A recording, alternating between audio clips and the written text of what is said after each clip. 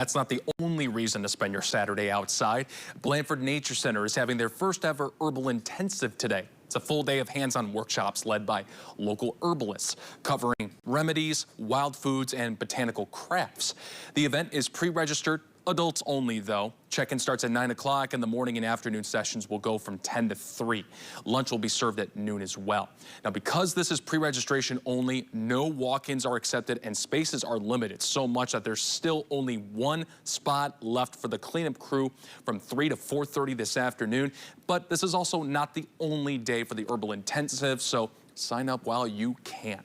That takes us to this weekend's conversation, and I first asked Blandford's Community Programs Manager, who's also a board-certified health and wellness coach, how learning to make herbal remedies at home help people feel more connected to their health and the natural world. Really working with our hands has so many benefits, and so when we're more connected to the natural world, we can use the plants around us, incorporate it into our daily lives, and that has great health benefits. We know spending time in green space reduces stress, lowers anxiety, so really having that experience where you're harvesting the bee balm and then you're putting it in your soup, really that connection from outdoors to when you picked it to making that soup can really have great memories associated with it. It can increase positive emotions. There's just so many benefits to that. So how do modern herbal practices balance respect for traditional wisdom with current scientific understanding? I think for me, like as an herbalist, I like to use both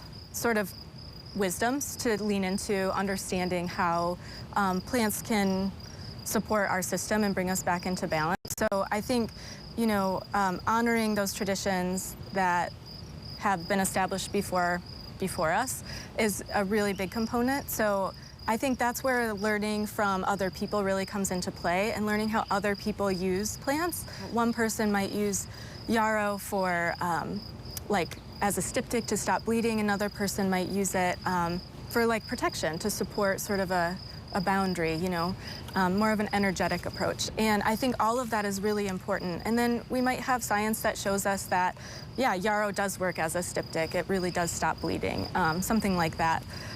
So I think just like leaning into all of those practices really and ways of knowing is really important in herbalism.